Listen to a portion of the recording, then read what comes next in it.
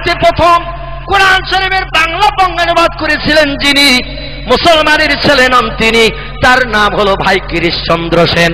হিন্দুরা কোরআন শরীফ পড়ে, হিন্দুরা কোরআন ভালোবাসে, হিন্দুরা কোরআনকে ভক্তি করেছে। স্বাধীনতা বিপ্লবীর মহান নেতা মিস্টার মহাত্মা গান্ধী কোরআন ভালোবেসেছে। স্বাধীন ভারতের প্রথম প্রধানমন্ত্রী পণ্ডিত জওহরলাল নেহরু কোরআন ভালোবেসেছে। স্বাধীন ভারতের প্রথম নারী প্রধানমন্ত্রী মিস ইন্দিরা গান্ধী কোরআনের আদর্শ মেনেছে। ভারতের হিন্দুর ঘরের কীর্তি সন্তান ডক্টর রামনারায়ণ শাস্ত্রী আল্লাহর কোরআনকে ভালোবেসেছে। পণ্ডিত হরপ্রসাদ শাস্ত্রী কোরআন ভালোবেসেছে। লালা লাজপত রায় কোরআন ভালোবেসেছে। পণ্ডিত কালিদাস কাপুর কোরআন ভালোবেসেছে। তেজ বাহাদুর সাপ্রু কোরআন ভালোবেসেছে।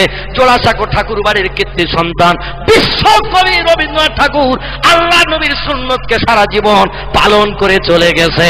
আর আমরা মুসলমান সেই নবীকে চিনতে পারিনি। এ দুঃখ কি আর রাখার জায়গা আছে নাকি ভাই? ভারতের কীর্তি সন্তান স্বামী বিবেকানন্দ আমেরিকার শিকাগো শহরে ইংরেজিতে 3 ঘন্টা বক্তৃতা দিয়েছিলেন। তার বক্তৃতার 3 ভাগের 2 ভাগ ছিল আমার নবীর জীবন আদর্শের উপরে। জোরে বলুন সুবহানাল্লাহ।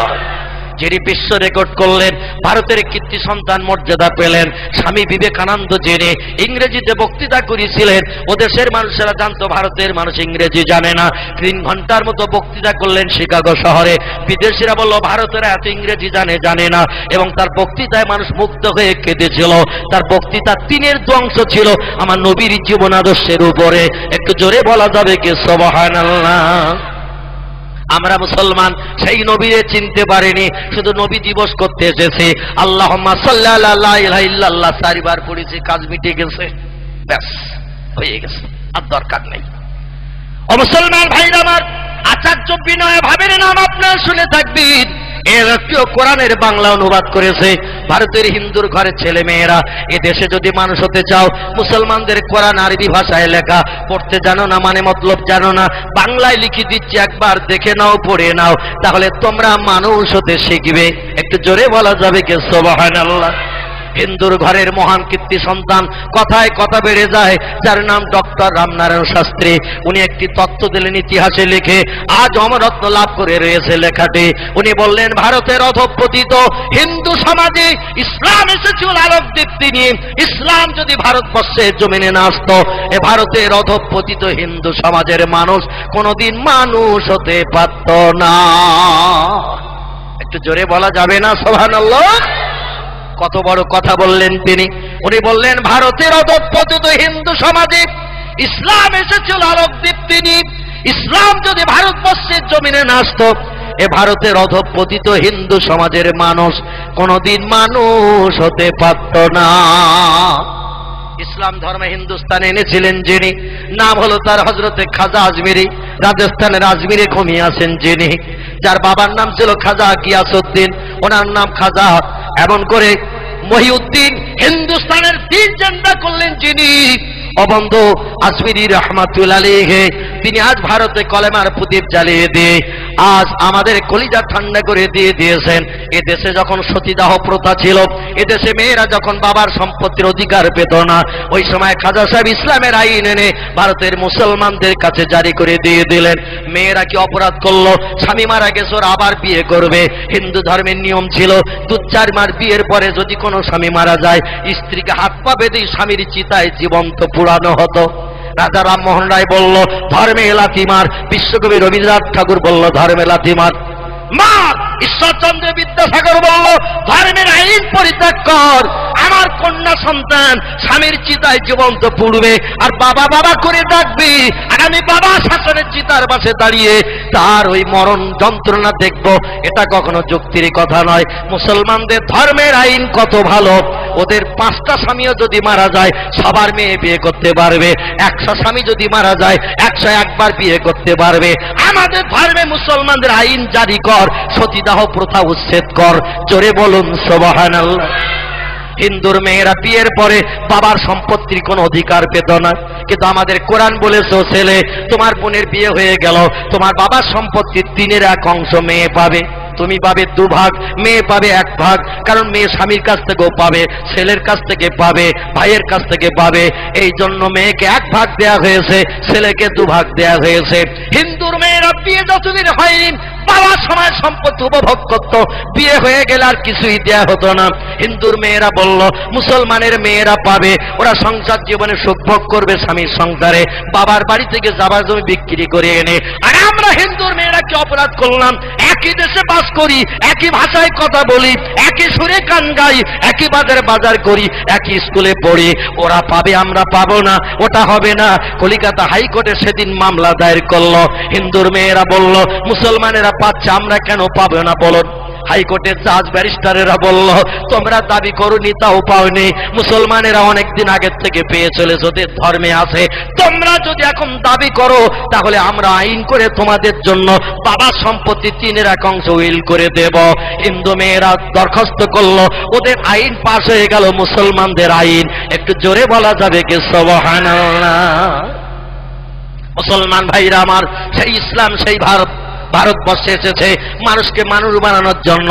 পণ্ডিত হরপ্রসাদ শাস্ত্রী বললেন বিধাতার তরফ থেকে মানুষের কল্যাণের জন্য যদি কোনো মহামানব এই পৃথিবীতে আবির্ভূত হয়ে থাকে, সে মহামানবের নাম হযরতে মুহাম্মদুর রাসূলুল্লাহ সাল্লাল্লাহু আলাইহি ওয়াসাল্লাম। যদি কেউ বলে মুহাম্মদ রাসূলুল্লাহ বিধাতা প্রেরিত রাসূল নয়, আল্লাহর পাঠানো মহামানব নয়, আমি হরপ্রসাদ শাস্ত্রী বলছি বিধাতার তরফ থেকে মানুষের কল্যাণের জন্য কোন মহামানব এই পৃথিবীতে কোনোদিন আবির্ভূত হয়নি। কোন মহামানব মানুষের কল্যাণের জন্য যদি এসে থাকে, নাম তার মুহাম্মদ রাসূলুল্লাহ। আমি রামকৃষ্ণ পরমহংস দেবের নাম বলতে পারবো না, বুদ্ধদেবের নাম বলতে পারবো না, চৈতন্য দেবের নাম বলতে পারবো না, গুরু নানকের নাম বলতে পারবো না, মহাবীরের নাম বলতে পারবো না, আচার্য কেশবচন্দ্র সেনের নাম বলতে পারবো না, যীশু খ্রিস্টের নাম বলতে পারবো না, বালক ব্রহ্মচারীর নাম বলতে পারবো না। মহামানবের ভিতরে যিনি শ্রেষ্ঠ, নাম হলো তার মুহাম্মদ রাসূলুল্লাহ। একটু জোরে বলা যাবে কি সুবহানাল্লাহ? বর্তমান খ্রিস্টানের দেশে, আমেরিকার দেশে একজন উচ্চ লেখকের সুনাম হয়েছে, নাম হলো তার ডক্টর এইচ.এম. হার্ট। বিশ্ববিখ্যাত লেখক হিসাবে তাম পৃথিবীতে যিনি সুনাম পেয়েছেন, এই লোকটির নাম ডক্টর এইচ.এম. হার্ট। ইংরেজি ভাষা একটা বই লিখে তাম বিশ্বে সুনাম অর্জন করেছে। বইটির নাম দিয়েছেন ইংরেজিতে দ্য 100। কি নাম বললাম? দি 100। বইটার নাম দিয়েছে দ্য 100, এর বাংলা নাম হলো 100। বইটার বাংলা নাম হলো 100, ইংরেজিতে নাম হলো দ্য 100। লেখকের নাম ডক্টর এইচ.এম. হার্ট।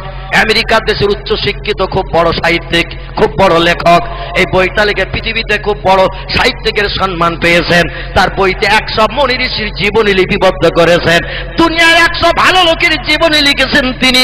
এই ভালো লোকের জীবনী লিখে পৃথিবীর মানুষের কাছে বড় সুনাম অর্জন করেছেন। তবে তার বইয়ের প্রথমে যে লোকটার জীবনী জায়গা পেয়েছে, সেই লোকটি রামকৃষ্ণ পরমহংস দেব নন, বুদ্ধদেব নন, চৈতন্য দেব নন, গুরু নানক নন, মহাবীর নন, আচার্য কেশবচন্দ্র সেন নন, যীশু খ্রিস্ট নন, বালক ব্রহ্মচারী নন, ডক্টর শিবশক্তি সরবজি নন। যুক্তরাষ্ট্রের ভূতপূর্ব প্রেসিডেন্ট মিস্টার হুবারের নাম লেখা হয়নি, জার্মান প্রেসিডেন্ট মিস্টার হিটলারের নাম লেখা হয়নি, ইতালির প্রেসিডেন্ট মিস্টার সিনোর মুসোলিনির জীবনী লেখা হয়নি, চীনের প্রেসিডেন্ট মিস্টার শি হংসির জীবনী লেখা হয়নি। যারা মরণের পর ইতিহাসে অমরত্ব লাভ করে রয়েছে, এদের কারো নাম লেখা হয়নি। পৃথিবীতে বড় বড় বিজ্ঞান যারা এসেছে, কারো নাম রুশো, কারো নাম প্লেটো, কারো নাম হেগেল, কারো নাম ক্যান্ট, কারো নাম ভয়েল, কারো নাম জার্নাল, কারো নাম মিলি, কারো নাম টমাস কার্লাইল, কারো নাম উইলিয়াম মোর, কারো নাম এডওয়ার্ড গিবন, কারো নাম গোয়েত, কারো নাম আইজাক নিউটন, কারো নাম গ্যালিলিও। বড় বড় বিজ্ঞান যারা এসেছে, কারোর জীবনী তিনি লেখেননি। প্রথম যার জীবনী দিয়ে শুরু করেছেন তিনি হলেন আমাদের নবী মুহাম্মদুর রাসূলুল্লাহ। একটু জোরে বলা যাবে কি সুবহানাল্লাহ? নারে তাকবীর, নারে তাকবীর। বিশ্ব নবী দিবস, বিশ্ব নবী দিবস। Doctor HM. হার্টকে জিজ্ঞাসা করা হলো, কত ভালো ভালো মানুষ আছে পৃথিবীতে, মুহাম্মদের জীবনী দিয়ে প্রথম কেন শুরু করলেন? উনি বললেন, বইয়ের প্রথমে ভালো জিনিস না দিলে মানুষের পছন্দ হবে না পড়তে। আমি যত নেতা আছে, যত ভালো মানুষ আছে, তাদের জীবনী নিয়ে রিসার্চ করে দেখলাম মুহাম্মদের জীবনীর উপরে কারো জীবনী হতে পারে না। তাই ভালো জীবনীটা আগে দিয়ে দিয়েছি, যাতে মানুষ পড়লে ওদের মন ধরবে আরো কিছু পড়ি, আরো কিছু পড়ি। আর প্রথমে যদি খারাপ লাগে পৃষ্ঠা বুঝিয়ে রেখে দেবে, আর পড়বে না। তাই ভালো লোকটা দিয়ে শুরু করেছি। একটু জোরে বলা যাবে কি সুবহানাল্লাহ? এই ভালো লোকটি আদর্শ মেনেছিলেন যিনি, ফুরফুরা সিলসিলার প্রতিষ্ঠাতা তিনি, নাম তার মুজাদ্দিদে জামান আবু বকর সিদ্দিকী রাহমাতুল্লাহি আলাইহি, যার কথা আপনাদের কাছে বলতে চাইছিলাম। মাথায় টুপি, মুখে দাড়ি, গায়ে লম্বা জামা, ইসলাম শরীয়ত আইন পালন করে লোকটি পৃথিবীতে বিচরণ করেছে, যেখানে গেছে সেখানে সম্মান বললো। বহু টাকা খরচ করে ফেলেছি আপনাদের গোবরডাঙ্গা পর্যন্ত, যদি লাইন পাততে না দেন আমাদের তো গাড়ি চলবে না, আপনারা কিছু পয়সা করিয়ে নেন, অন্তত লাইন পাতার একটু জায়গা দিয়ে দেন। গোবরডাঙ্গা সেজে বাবু বলল, হাজার হাজার বিঘা জমি আছে, লক্ষ লক্ষ টাকার মালিক, আর টাকা দেখিয়ে লোক দেখিয়ে তোমরা পাটি বাধ্য আমাদের জমিদার বাড়ির উপর দিয়ে, ওটা কখনো হবে না। তবে একটা নিবেদন করব, যাতে তোমাদের মনোবাঞ্ছা পূর্ণ হয়, টাকা খরচের উসল উঠে যায়। মার্টিন বান কোম্পানি বলল, বলুন না কি বলতে চাইছেন? বলে আমাদের নামে একটা কম্পার্ট ট্রেনে রেখে দিতে হবে, ওতে অন্য কোনো যাত্রী উঠতে পারবে না, যখন আমাদের প্রয়োজন হবে ট্রেনে উঠবো, ভাড়া দিতে পারবো না। কোম্পানি বলল তাতেই রাজি। জোরে বলুন সুবহানাল্লাহ। কারণ যখন লাইন পাততে দিচ্ছেন না, শেষ পর্যন্ত বেকার হয়ে যাবে আমাদের এত টাকা খরচ, তো আপনাদের জন্য একটা কম্পার্ট রেখে দিতে হয়, দেব। জমিদার বাড়ির লোক যখন উঠবে যাবে, পয়সাও নেব না, ওটা ফ্রি। এই মার্টিন বান কোম্পানি 4খানা বগির কোম্পানি, একটা ঘর গোবরডাঙ্গা বাবুদের জন্য স্পেশাল করা ছিল ভাইজান। সেখানে নো অ্যাডমিশন বলে দরজায় লেখা ছিল, নো অ্যাডমিশন ফর পাবলিক, কোন সাধারণ মানুষ ঢুকতে পারবে না, কেবলমাত্র জমিদার বাড়ির মানুষ ছাড়া। একদিন গোবরডাঙ্গা সেজে বাবু, এরা ইংরেজ সরকার থেকে পাওয়ার ছিল, 3 রাউন্ড গুলি করে যদি কোনো মানুষও মার্ডার করে তার কেস হবে না, কারণ লোকটি ছিল সৎ প্রকৃতির মানুষ, অন্যায় পছন্দ করত না, অন্যায় দেখলে গুলি করে প্রাণনাশ করে দিত। ইংরেজ সরকার আমলে তার কোনো কেসও হতো না, এত সৎ প্রকৃতির মানুষ ছিলেন গোবরডাঙ্গা সেজে বাবু। পিছনে এমন করে তিনি মেড ইন ইংল্যান্ড গাদা বন্দুক কাঁধে করে নিয়ে গোবরডাঙ্গার প্ল্যাটফর্মে দাঁড়িয়ে রয়েছেন, একটু চাঁদপাড়ায় যাবেন। আর সেদিন ট্রেনে ভিড় ভাট থাকুক, বুড়ো মৌলবী ট্রেনে করে যাচ্ছেন ভাইজান গাইঘাটা হয়ে ওই বনগাঁর দিকে, কম্পার্টে সব লোকজনের ভিড়। চিন্তা করলো বুড়ো ফকির, আমি এই লোকজনের ভিড়ে ঢুকলে তো পিষে মেরে দেবে, দেখি কোনো কম্পার্ট খালি আছে কিনা। দেখতে দেখতে দেখলে একটা ঘর খালি, কোনো লোকজন নাই। আল্লাহর মহানলি দাদা হুজুর কেবলা চিন্তা নিলেন, লোকের নজরে বোধহয় দরজা পড়ে নাই, আমার নজরে যখন পড়ে গেছে ঢুকে যাই, আরামে একটু বসি, গুড়গুড় করতে করতে মার্টিন ট্রেন যাবে, বনগাঁ পর্যন্ত একটু স্বস্তি পাওয়া যাবে। মসলন্তপুর হয়ে এবার গাইঘাটায় চলে গেছে ট্রেন, গুমা হয়ে মসলন্তপুর হয়ে গাইঘাটায় চলে গেছে ট্রেন। আর গোবরডাঙ্গা সেজে বাবু সেদিন কি প্রয়োজনে চাঁদপাড়ায় যাবে, উনিও প্ল্যাটফর্মে দাঁড়িয়ে আছে, মেড ইন ইংল্যান্ড গাদা বন্দুক কাঁধে, যেখানে যেতেন বন্দুক কাছে রাখতেন। ওনার একটা পোষা হাতি ছিল, যা বলতো তাই শুনত। এই লোকটি প্ল্যাটফর্মে দাঁড়িয়ে রয়েছেন, এমন সময় ট্রেনে এসে দাঁড়িয়েছেন। নিজেদের কম্পার্ট দেখে কম্পার্টে ঢুকে যেয়ে দেখ এক ফকির থলি সিটে রেখেছে, আবার নিজেও বসে রেখেছে। ফকির থলি রেখেছে কাছে, এ থলিতে একটা গামছা, থলিতে একটা গ্লাস, থলিতে একটা কোরআন শরীফ, থলিতে একটা লুঙ্গি, এইরকম কিছু প্রয়োজনীয় জিনিস নিয়ে উনি বিদেশে যেতে নামাজ করতে। জোরে বলুন সুবহানাল্লাহ। ঢুকেই তো দেখে ফকির বসে রয়েছে, কোন হ্যাটকোট নেকটাইওয়ালা চাকরিজীবী লোক হলেও নাই মানা যেত। ভিড় ভাতটা ঢুকে পড়িয়েছে, কি করা যাবে, তো বলবি না বলবি একেবারে ফকির। বলছে ফকির, এ কম্পার্টে তোমার অধিকার দিল কে ওঠার? হুজুর বলছেন সব কম্পার্ট ভর্তি, এটা একটু খালি আছে, পুরো তাই উঠে গেছে। বলে দরজার উপরে দেখোনি আমাদের নামে লেখা রয়েছে, কোনো পাবলিকের প্রবেশ অধিকার নাই। বলে উপরে অত দেখি নাই ভাই, ট্রেন আবার ছেড়ে দেবে, তাড়াতাড়ি দরজা থেকে ঢুকে পড়েছি। বলে ফকির, আমাদের এই কম্পার্টে ঢুকলে তার শাস্তি কি জানো? বলে কি? বলে আমার এই রাইফেলের গুলিতে তার প্রাণনাশ করে আমাদের সিটে বসলে তার জীবন যাবে, এটা চতুর্দিকে সার্কুলার করা আছে। হুজুর বললেন বাবা, না জেনে ভুল করে ঢুকে পড়েছি, সামনের স্টেশনে নেমে যাব, ফিরে নাই ঢুকবো আবার, গুতগুতি যায়, দেখ কি করা যাবে, তোমাদের স্পেশাল কম্পার্ট বুঝতে পারিনি। বলে নেমে গেল হবে না, ও ফকির তোমার গুলি করে না দিলি অন্যদিন আবার লোক এসে ঢুকবে, জিজ্ঞাসা করলে বলবে সামনের স্টেশনে নেমে যাব, সবাই এক কথা বলবে, আর সিট তো তুষ উঠে যাবে, রোজ রোজ লোক ঢুকবে আর বসবে, আমাদের সিটের মর্যাদা থাকবে না। আজকে যদি তোমার গুলি করে মেরে দিই, মনের ভুলও কেউ ডান্ডা ধরেও ঝুলে যাবে না। হুজুর বললেন তাহলে ভুল ক্ষমা হবে না? বলে ক্ষমা হলো একমাত্র রাইফেলের গুলি। বিশ্বাস বললেন বাবা, তাহলে স্টেশন এসে গেলে কিন্তু নেমে যাব, তার আগে কাজ মিটিয়ে নাও। কাঁধের থেকে রাইফেলটা পেড়ে নিয়ে পীর সাহেবের বুকের কাছে ধরে বলছে, যদি কিছু শখ টক থাকে বলো, একবার শুনে নেই, কারণ গুলি টেনে দিলে তার জীবনের শখ মিটবে না। পীর সাহেব বলল, বাবা বলছো যখন তাহলে একটুখানি সময় দাও, আমার স্রষ্টার সঙ্গে একটু কথা বলে নেই। জোরে বলুন সুবহানাল্লাহ। আল্লাহর মহান ওলি দোকানে হাত উঁচু করে আসমানের দিকে হাত উঁচু করে বিড় বিড় করে একটু মোবাইল করেছে, যে মোবাইল এখন ফকিরের ঝোলায় খুঁজে পাওয়া যাচ্ছে। ফকির ফকির ওদের ঝোলায় এখন মোবাইল পাওয়া যাচ্ছে। ফকির ফকিরের টেলিফোন হচ্ছে, হ্যালো চাচা বলছে খবর বলো। বলে কোন পাড়ায়? বলে দক্ষিণ পাড়ায়। বলে আমি আছি উত্তর পাড়ায়। ক কেজি হয়েছে? বলে 4.5 কেজি। বলে আর দরকার নেই, রোজ রোজ ভিক্ষা করি, বটতলায় আয়, বাড়ি যাই। বলে চাচা দাঁড়াও, বটতলায় আসছি। মাঝে মাঝে ফকিরে ফকিরে টেলিফোন হচ্ছে, কারণ এয়ারসেল কোম্পানি 29 পয়সা 1 মিনিট কল, আর 1 টাকার নিচে তো এখন ভিক্ষা দিচ্ছে না, কারো আটানা সারে না, চলে না। 1 টাকা ভিক্ষা দিলে 3 বার অ্যাকশন। ফকিরের ঝোলা কি খালি যাবে নাকি ভাই? ও মাল চালাচ্ছে, অসুবিধে নাই। যুবকও মাঝে মাঝে তেঁতুল তলায় দাঁড়াচ্ছে, হ্যালো। হাজির মেয়ে তুতালা ছিল কটার পাশে দাঁড়িয়ে বলছে খবর বলো। বলে 5টার সময় দরকার। 5টার সময় দরকার। বলে 5:30টায় যাচ্ছি, ওখানে বস, অসুবিধে নাই। এখন হাজির বাড়ির সামনে যে কোনো ঝামেলার দরকার যুবকের নাই। তেঁতুল তলায় দাঁড়িয়ে অ্যাকশন করতেছে, আর হাওয়ার মাধ্যম দিয়ে খবর দুতলা চিলেকোটায় পৌঁছে দিচ্ছে। ঠিক বললাম না ভুল বললাম? ঝামেলা চলতেছে এখন রাস্তাঘাটে পথে, বাড়ি আর কোনো ঝামেলা নাই। যা হচ্ছে অ্যাকশন সব রাস্তাঘাটে পথে, সিনেমা যাত্রা থিয়েটার, কথাবার্তা সব সেটেল। আর সেটেল হয়ে গেলে 4 কাপ করে খাচ্ছে একসঙ্গে, অসুবিধে কিছু নেই। 4 কাপ।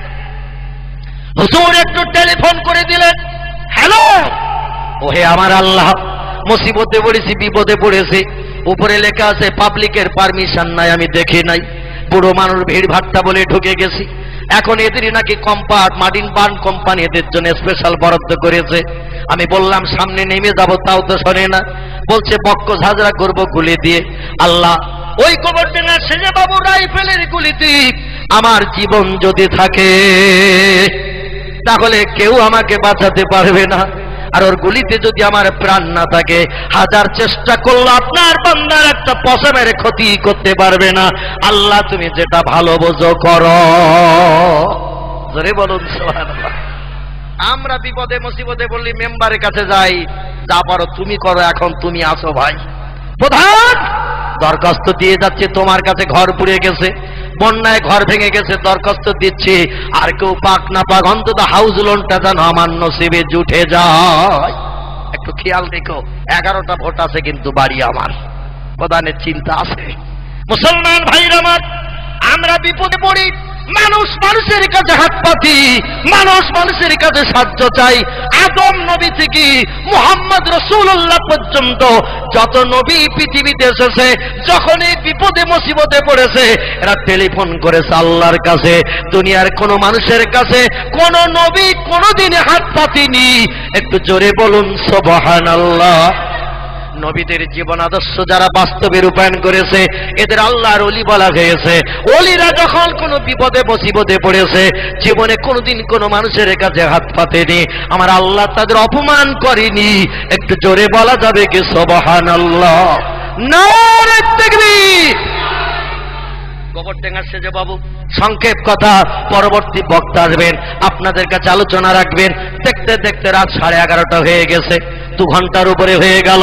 পরবর্তী বক্তা আসবেন। আমি যেটা আপনাদের কাছে বলতে চাইছি সেটা হলো এই যে হুজুর কেবলা চুপ করে দাঁড়িয়ে গেল।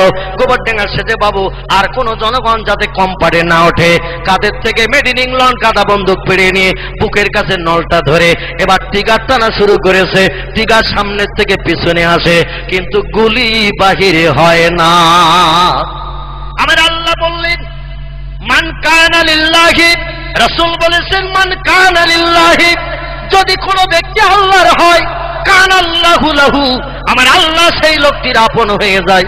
আর আমার আল্লাহ যখন কোনো বান্দার আপন হয়ে যায়, অকুল্লা শাইইন ইয়ানফাউন নাস, সমস্ত সৃষ্টি ওই লোকটিরই তখন বশ হয়ে যায়। জোরে বলা যাবে কি একটু সুবহানাল্লাহ? আগুন তার বশ হবে, পানি তার বশ হবে, হাওয়া তার বশ হবে, লোহা তার বশ হবে, মাটি তার বশ হবে, পাক তার বশ হবে। প্রয়োজনে পিঠে করে নিয়ে বাড়ি পৌঁছে দেবে, জীবনে গুংরানি আওয়াজ দেবে না। একটু জোরে বলুন সুবহানাল্লাহ। আজকের একটু সুন্দরবনের জঙ্গলে চলেন, যার ইংরেজি নাম দা রয়্যাল বেঙ্গল টাইগার, হলুদ কালো ডোরা কাটা, এই তো 8 হাত লম্বা। সেদিন চিড়িয়াখানা একটা ধরে নিয়ে এসেছে, ট্রিটমেন্ট হচ্ছে, পায়ে তার ক্ষত হয়েছে, তাই কাগজে দেখছিলেন না, পায়ে ক্ষত হয়েছে, ট্রিটমেন্ট হচ্ছে। 8 হাত লম্বা লেজ বাদ দিয়ে ওর সামনে যদি একবার জঙ্গলে দেখা হয় আর দেখে যদি বলে আমি মৌলবী মিলাদ মাহফিল করি, মাথায় টুপি দেই, দাড়ি রেখেছি, গায়ে লম্বা জামা দিয়ে যাই, ভালো মন্দ মুরগি টুরগি এটা খায়, পায়ে হেঁটে হেঁটে ব্যথা হয়ে গেছে, একটু পিঠে করে নিয়ে লঞ্চটা নদীর ধারে আছে পৌঁছে দিয়ে আয়, বাঘ বলবে বাউন্ডারির ভিতরে আয়, বাউন্ডারির ভিতরে আয়। বাউন্ডারি বোঝেন তো, এক লাফে যত দূর যেতে পারে। এই রকম ভিতরে যদি আমার মতো মৌলবীরে পায়, লাফ একটা দেবে, খাটটা কামড় মেরে ধরে পিঠে তুলে নেবে, তবে লঞ্চ ভটভটির দিকে আসবে না। যেদিকে ঘন জঙ্গল আছে, ওই গোল গাছ আছে, এমন করে কেওড়া গাছটা যেদিকে বেশি বেশি আছে, ওই দিকে ঢুকে যে গাছের গায়ে গোটা 3 আষাঢ় মেরে বলবে ঠান্ডা হ। মাঝে মাঝে দরকার হবে 7 কেজি করে কামড়িয়ে খাবো। 3 দিনের চিন্তা দূর হয়ে গেছে, কোনো অসুবিধে নেই। আর অত 3টে দিনের চিন্তা দূর হয়ে গেছে তোরে পেয়ে। 3টে দিন আনন্দ করে করে খাবে। মুসাদ্দিদ জামান আবু বকর সিদ্দিক রাহমাতুল্লাহ আলাইহি পাক রেসপেক্ট করেছে, সম্মান করেছে। আল্লামা বাংলার রুহুল আমিন রাহমাতুল্লাহ আলাইহির কথা শুনে পাক রাস্তা ছেড়ে দিয়ে নিচে নেমে গেছে। পার্শ্বের জমিনে ঘুমিয়ে আছেন যিনি, ভাইজান আল্লাহর মহান ওলি শেখ সাদি রাহমাতুল্লাহ আলাইহি, জঙ্গল থেকে কাঠগুলো কাটতেন, বোঝা করে বাঘের পিঠে তুলে দিতেন, আর বাঘ কাঠগুলো বাড়ির দরজায় পৌঁছে দিয়ে যেত। কি মানুষ ছিল তারা, আর আমরা কি মানুষ হয়েছে আজ দেখলে তাজ্জব হয়ে যেতে হয়। গুলি যখন লাগলো না, হুজুর বলছেন কি খবর বাবা? বলে অনেকদিন মেশিন চালানো হয় না, ভিতরে বোধহয় জং টং পড়িয়ে গেছে। পিসা বলছে জঙ্গলা মাল কাঁধে করে নিয়ে ঘুরে বেড়াচ্ছে তুমি, এরা মাল বইয়ে কিলা ভাগা। বলে হুজুর অনেকদিন চালানো হয় না, লোক পাই না, আজকের পেয়ে গেছি, তো ভিতরে জং পড়েছে, গুলি বোধহয় সচ্ছে না। বলে তাহলে মাল কাঁধে করে না বেড়ানো ভালো, শুধু লোকের ভয় দেখাও। বলে হুজুর একটুখানি দেখি ভিতরটা কি হয়েছে। খাটটা ভেঙে নলটা আলগা করলেন, আলগা করে ভিতরে দেখলো গুলিটা ঠিকই আছে বটে। এবার আবার ফের করে লাগিয়ে দিয়ে জানালার ধারে নলটা ধরে টিকার টেনেছে, ঘুম করে আওয়াজে একটা গুলি বেরিয়ে গেছে। পিসা বলল বাবা খবর কি? বলে হুজুর লাইন ক্লিয়ার। বলে তাহলে? বলে স্টেশন আসতে দেব না, এবার আপনারে কিন্তু ছাড়া হবে না। পিসা বলল বাবা স্টেশন এসে গেছে, কিন্তু একটু তাড়াতাড়ি নাও। দ্বিতীয়বার বুকের কাছে নল ধরি, আবার একটা গুলি পুরি দিয়ে টিকার টানছে। মেশিন বলছে get out, don't touch, not allow. কাজ হবে না, বন্ধুর সঙ্গে ঝামেলা করতে পারবো না। আমি লোহা, আল্লাহর সৃষ্টির শ্রেষ্ঠ মানুষ, ওর সঙ্গে বন্ধুত্ব করে ফেলেছি। আমার দ্বারা কোনো দুর্ব্যবহার হবে লোহা, আমি ওটা পছন্দ করি না, এজন্য আমাকে দিয়ে কোনো কাজ করতে পারবে না। হুজুর বললেন কি খবর? বলে সেখানে বোধহয় আবার বেঁধে গেছে জঙে। পিসা বলেন ভালো করে লাইন ক্লিয়ার করে নাও। নলটা ভেঙে একটু গুঁতো কাঁটা দিয়ে গুলি দিয়ে লাইনটা ভালো করে ক্লিয়ার করে নিয়ে এবার নলটা লাগিয়ে টিকার টেনেছে, ঘুম করে আওয়াজ হয়ে গুলি বেরিয়ে গেল। হুজুর বললেন কি খবর? বলে লাইন ফুল ক্লিয়ার হয়ে গেছে, আর অসুবিধা নেই। বলে তাহলে বাবা স্টেশন কিন্তু এসে গেছে। বলে আমি শুধু গুলি পড়বার টিকার টানবো, কাজ কমপ্লিট হয়ে যাবে। তৃতীয়বার একটা গুলি ভরে নিয়ে হুজুরের বুকের কাছে 1 থেকে 1.5 ফুট দূরে মেড ইন ইংল্যান্ড গাদা বন্দুক, সে যুগের দামি মাল ছিল ভাই। মালটা বুকের কাছে ধরে আবার টিকার টেনেছে। মেশিন বলছে নট অ্যালাউ, কাজ হবে না। হুজুর বললেন খবর কি? বলে সেই তো আবার কি হলো? বলে ওই অবস্থা একবার জানলায় ধরে বাইরে মারো, সেই মেরেছে, ঘুম করে আওয়াজ হয়ে গুলি বেরিয়ে গেল। যে নল বুকে ধরলে আওয়াজ হয় না, আর নল ঘুরে অন্যদিকে দিয়ে টিকার টানলে আওয়াজ হয়। বিশ্বাস বলছেন বাবা খবর কি? বলে মেশিন আর কাঁধে করে রাখবো না, এই মেশিন ফেলে দিচ্ছি ট্রেনের পাদানিতে। আল্লাহর ওলির পা দুখানা জড়িয়ে ধরে হাউ হাউ করে কাঁদতে শুরু করে দিল। বিশ্বাস বলে বাবা আমি ফকির, আর গোবরডেঙ্গার জমিদার বাড়ির কীর্তি সন্তান তুমি, পা জড়িয়ে ধরলে স্টেশনে এসে যাচ্ছে লোকজন দেখলে তোমার প্রেস্টিজ হাম্বার হবে, আত্মসম্মান মর্যাদা লাঘব হবে। বাবা পা ছেড়ে দাও। বলে আপনার মতো ভগবানের অবতার কলির কলকি দেবতার পা জড়িয়ে ধরলে পাপ মোচন হবে, এতে সম্মান নষ্ট হবে না, হবে না। একটু জোরে বলুন সুবহানাল্লাহ। নারে তাকবীর। সম্মান নষ্ট হবে না, এতে পাপ মোচন হবে। হুজুর বললেন বাবা ছেড়ে দাও, তুমি পা ছেড়ে দাও, পা ধরো না। গোবরডেঙ্গা সেজে বাবু বলে হুজুর পা ছেড়ে দেবো, তবে একটা দাবি আপনার কাছে। বলে কি? বলে আপনি আমাকে ক্ষমা করছেন কিনা বলুন। আপনার সঙ্গে বেয়াদবি করেছি, দুর্ব্যবহার করেছি, মেজাজ গরম করেছি, ফকিরি বলে কত রকম মেজাজ চড়ায় কথা বলেছি, আপনি আমাকে ক্ষমা করবেন কিনা বলুন। বিশ্বাস বলল বাবা ক্ষমা করতে পারি, তবে একটা শর্ত মানতে হবে। বলে কি শর্ত বলেন? টাকা চাইলে দেব, সোনা চাইলে দেব, ভালো খেতে চাইলে খেতে দেব, জমিদার বাড়ির ছেলে যাই চাইবেন তাই দেব, শর্ত বলুন। বিশ্বাস বললেন জামা কাপড় নেব না, টাকা পয়সা নেব না, সোনা দানা নেব না, তোমাদের বাড়িতে খাওয়ারও সময় নাই, আমার যেতে হবে চট্টগ্রাম বাংলাদেশে বাবা, সময় হাতে নাই। তবে তোমার কাছে আমার দাবি, আমার মতো টুপিওয়ালা দাড়িওয়ালা লম্বা জামাওয়ালাদের সঙ্গে কোনোদিন দুর্ব্যবহার করতে পারবে না। গোবরডেঙ্গা সেজে বাবু বললেন টুপি দাড়িওয়ালাদের এতদিন চিনতে পারেনি, আজকের চিনি নিয়েছে যখন, যতদিন বাঁচবো টুপিওয়ালাদের সঙ্গে সম্মান দেখাবো। জোরে বলুন সুবহানাল্লাহ। এই লোকটি বললেন হুজুর যাচ্ছেন কোথায়? বলে চট্টগ্রামে। বলে চট্টগ্রামের মানুষ মানুষ হবে, আর গোবরডেঙ্গার হাওলার মানুষ অমানুষ হয়ে থাকবে, এটা আমি পছন্দ করি না। ওয়াজ আমাদের জমিদার বাড়িতে করতে হবে। চট্টগ্রামের মানুষ মানুষ হবে ওয়াজ শুনে, আর গোবরডেঙ্গা অশোকনগর হাবড়ার মানুষ অমানুষ হয়ে থাকবে, এটা পছন্দ করি না। আপনার মতো ভালো মানুষের কথা আমাদের শোনাতে হবে। উনি বললেন হবে বাবা, চিন্তা নেই, চন্দ্র বেরিয়ে যা, কি বললি বাসি। বলে না হুজুর দিন বলে যেতে হবে, আমি জানি আপনারা ওয়াদা করলে ভঙ্গ করেন না, আজকে দিন বলে যেতে হবে। বিশ্বাস বলল বাবা না শুনে যখন ছাড়বে না, কার্তিক মাসের 16 তারিখ দিন দিলাম, তোমাদের জমিদার বাড়িতে আসবো। বলে আপনার জন্য বক্তৃতার মঞ্চ তৈরি করব। সেদিন হাজারে হাজার মানুষ, 50 থেকে 60,000 মানুষের সমাগম হয়েছে গোবরডেঙ্গা জমিদার বাড়িতে। আর ফুরফুরার ফকির সাহেব এসে 3 ঘন্টা ওয়াজ করেছিলেন, মানুষ কেঁদে জারে জারে হয়ে গিয়েছিল। একটু জোরে বলা যাবে কি সুবহানাল্লাহ, নারে তাকবীর। এই গোবরডেঙ্গা সেজে বাবু যতদিন হায়াতে বেঁচে ছিল, ফুরফুরা রিসালাত সাহেবের মাঝের দিন, ফুরফুরা রিসালাত সাহেবের মাঝের দিন 22শে ফাল্গুন ফুরফুরা শরীফে এসে দাদা হুজুরের সঙ্গে সাক্ষাৎ করে করে যেতে। আর আমরা চিনতে পারিনি তাদের, পেরেছি নাকি ভাই? আমরা পারিনি। যাই হোক, পরবর্তী বক্তা আপনাদের কাছে আলোচনা রাখবেন। আমি আপনাদের নিয়ে একটু দাঁড়িয়ে দাঁড়িয়ে সোনার মদিনা আমার নবীর দরবারে একটু সালাম পেশ করব। সকলে একটু দাঁড়িয়ে যান। ইয়া নবী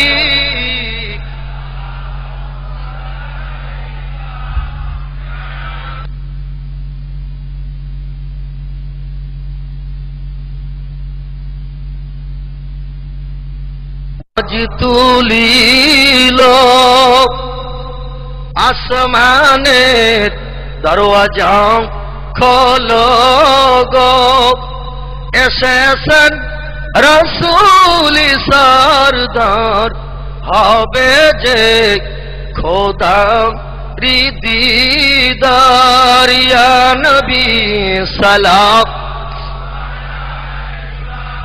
ইয়া রাসূল সালাম আলাইকা, ইয়া হাবিব সালাম আলাইকা, সালাওয়াতুল্লাহ। নবীজির আব্বা আব্দুল্লাহ, রাসূলুল্লাহর আম্মা আমিনা, হাবিবির দুদমা হালিমা, তার নবীর রওজা ওই সোনার মদিনা। ইয়া নবী সালাম, ইয়া রাসূল সালাম আলাইকা, ইয়া হাবিব সালাম আলাইকা, সালাম। রাসূলুল্লাহ চলেন যে পথে, কাটা বিষয়ে উম্মে জামিল সে পথে, ফোটে না ওই পথির কাঁটা। জিবরাইল ডানা বিষয়ে যে থা, ইয়া নবী সালাম আলাইকা, ইয়া রাসূল সালাম, ইয়া হাবিব সালাম আলাইকা সালাতুল্লাহ আলাইকা। সকলে বসে পড়ুন। ইয়া রাব্বি সাল্লাল্লাহু আলাইহি ওয়াসাল্লাম দামানা বাদা আলা নবিকা কারি কলকি কুল্লি মেরে দরুদ। মক্কার পরে মামিনার যেথায় ঘর, খোদার করুণা কৌসর है जोर से बारंबार बलगल उला बेकमालिही।